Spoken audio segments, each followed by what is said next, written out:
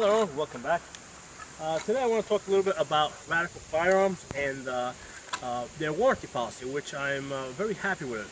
Radical has a lifetime warranty on their firearms, and I own two Radical guns, both of which I bought at the end of 2016. Okay, basically this is pretty much during the Hillary Trump election. And if you guys remember what was going on, basically everybody was expecting that Hillary was going to win, and everybody was rushing to buy, the last AR-15, which included me. Okay, I like everybody else, I did think that Hillary was probably going to win because that's what the fake news was telling us. So in that year, I bought two Radical AR-15s. I mean, it was very hard to buy anything that year, and whatever you were buying was expensive. The Radical was selling these pretty cheap, but because everybody was rushing to buy guns, what happened was everything was kind of rushed into production. Everything from the assembly of the gun to the actual manufacture of the parts themselves. So for that reason, the two guns that I bought that year, the two ARs that I bought that year, had given me some problems. Now, Radical has done a great job of taking care of me. I had an AR pistol. Basically, I had that sent back. I had to send that to them because there was a few problems with it. So they just asked me to send that back to them. This particular AR right here, this is basically my beater. I mean, if you look at it, it's all kind of scratched up. I use this to do all sorts of like I'll do malfunction drills with it. Potentially jam the gun up and practice unjamming it. I'll run this through the snow, through the mud. So this is a gun that I really run hard, and sometimes I'll get it pretty hot, and partly because it was rushed into production, partly because I beat the gun pretty good. Pretty much the gun's had all sorts of problems with it. The first thing that happened with this gun, the gas tube fell out of position. Okay, so I had to basically get that back into position, Loctite it down. I had a problem with the bolt was not locking back on the last round, and the issue with that was that the buffer tube was slightly off in its length, so they had to send me a replacement buffer tube. But before we figured out that was a problem, we thought that the problem was with the bolt catch, so they sent me the parts to change out the bolt catch. So the bolt catch has been changed on this. The bolt itself, the rings on it were wore out, because basically you're supposed to be able to stand the bolt on its end, and it's supposed to stand without collapsing, and that signifies that the bolt rings are good. Called them up about that. They sent me a whole new bolt. Okay, so now let's talk about the problem I'm having now. The problem I'm having is that basically the trigger is locking up. It doesn't do it all the time. In fact, it does it pretty rarely, and it does it even more rarely now after I clean the gun.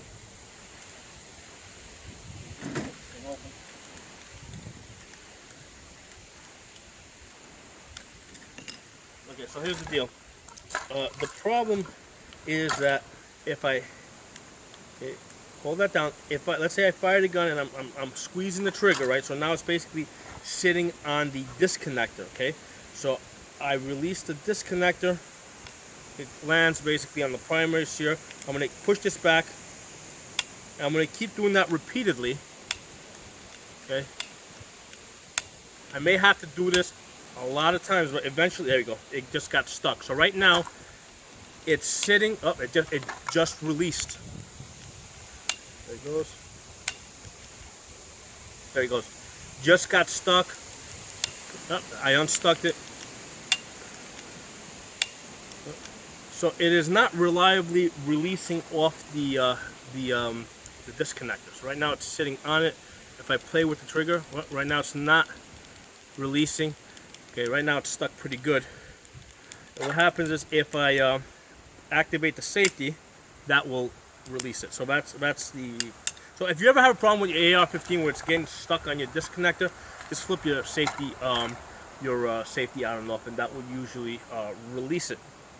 But the issue is, I mean, the parts are probably like slightly off. Now, when they manufacture these parts, you know, I mean, there's what they call tolerances. I mean, you know, it says that a certain part can you know, they give you the measurements, and basically each end can be, let's say, between here and here.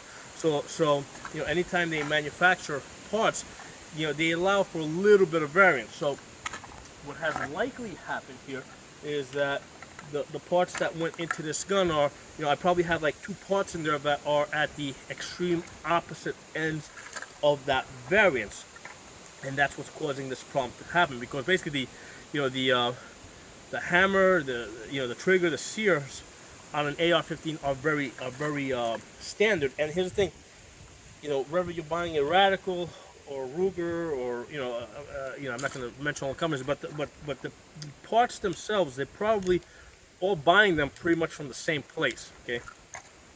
Or maybe there's like 2 or 3 factories that produce these things. So there's not a whole lot of places that make the hammers, the triggers, the sears.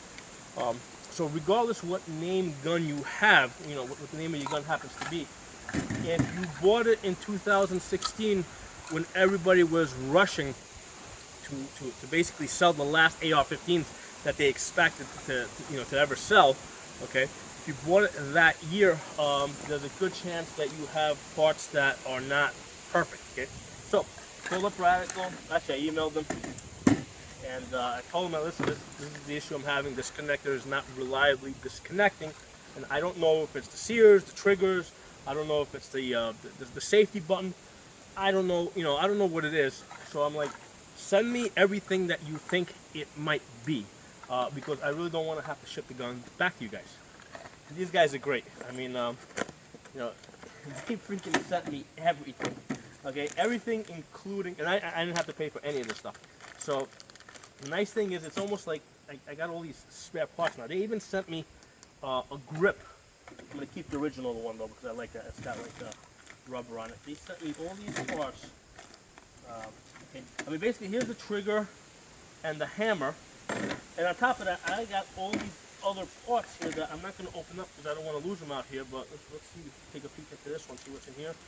Okay, this one has pins. So they sent me the pins. These pins over here, in case that might be a problem. Okay. This one here, I can see right through the bag. This is the sear. So this is the sear. They sent me that. This black bag over here contains, I don't know what the hell this is here. Oh, this is the safety. Let's go in depth and put that back in here, kind of lose it. So that's the safety mechanism that flips back and forth over here. And I got 2 more bags here. Let's see what these bags have.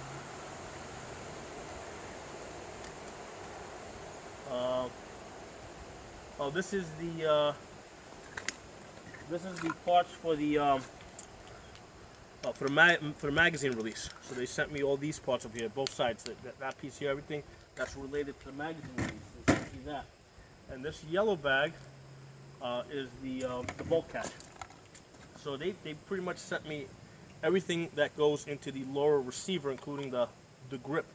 You know, yeah, I have to say, I mean, I'm pretty happy with Radical in terms of them honoring their warranty. I mean, they're sending the stuff out. They're doing you know, everything that they can to make good on their warranty and to keep their guns running. And like I said, I don't blame them that, you know, I got a bad gun in 2016. You know, at the end of 2016, like right before the election, when you know, again, everybody thought they were buying the last AR-15s of their life. So I wanted to, you know, give credit where credit was due. I mean, they're doing really good as far as honoring their warranty. So thank you very much to Radical Firearms. I'll see you guys next time.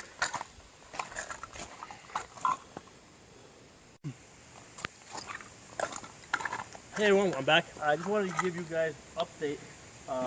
I basically got the parts into this Radical AR, and I'm pretty sure I know what the problem was.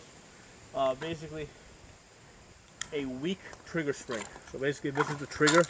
This spring over here, right? Now, normally you think that the only thing that that does is, basically, give the trigger some resistance, but it actually plays another role that I didn't realize until today after I examined it.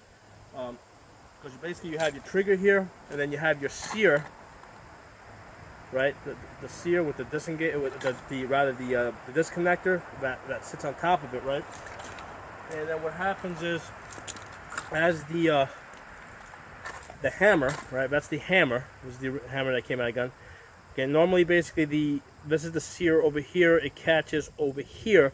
Now, if you keep holding the trigger down, what happens is it catches over here. Okay, so when you let go of the trigger, right? That trigger spring, that has to have enough tension to basically pull this off the disconnector. So if there's not enough tension on that trigger spring, the disconnector won't disengage that sear. And just by doing the same thing I did before, it's a lot stronger. I mean, I can feel that it's stronger. And I've already done this about 50 times to test it. Basically what I'm doing is I'm pushing the hammer. See, right now the hammer's sitting on the main sear. If I squeeze the trigger, it'll go forward. So what I'm doing is I'm pushing it back on a disconnector, the disconnector sear, and I'm letting it go. And I'm just doing that repeatedly to test that it will reliably release, and it works just fine. So something so simple. Again, this is not something that you can blame Radical Firearms for, because they're not the ones that built this spring. And I think it's just, I think it was just a bad, I think it was just a light spring to begin with. I mean, the gun is about, what is it, some 4 years old now almost. I don't think it's old enough for that spring to have become weak. It was just weak from the beginning. And Radical didn't build a spring; they just buy them in bulk.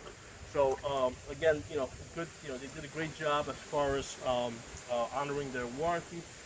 They sent me a whole bunch of parts, and I'm pretty happy about that, because now I have a whole bunch of other spare parts if I ever need them.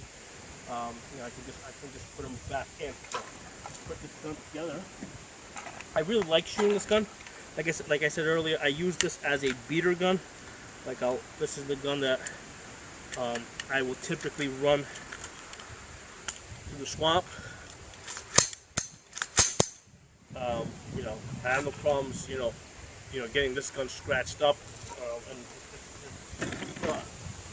I have had to do a lot of repairs on this gun because, number one, like I said, it had been rushed into production, and number two, because I also do beat the gun up a lot. So on this gun, I've actually learned how to take apart and put together AR-15s. And if you think about it, it's like I have all these other guns. Like, I don't know how to take. I mean, I know how to take down, for example, my SIG, but I don't know how to take it completely apart. Take the trigger out. I can't do that with my Glock. I can't do that with, even with my AK. I mean, I can take it down for cleaning, but I can't pull, I can't break it all the way down. So I think with the AR-15, it's easy enough that it's worth learning. And I'll be honest, I probably would have never gone through that extra effort to learn the, to learn how to really take the gun apart if it wasn't for this Radical and their warranty, which gave me a real incentive to get in there and fix things as they break. So see you guys next time.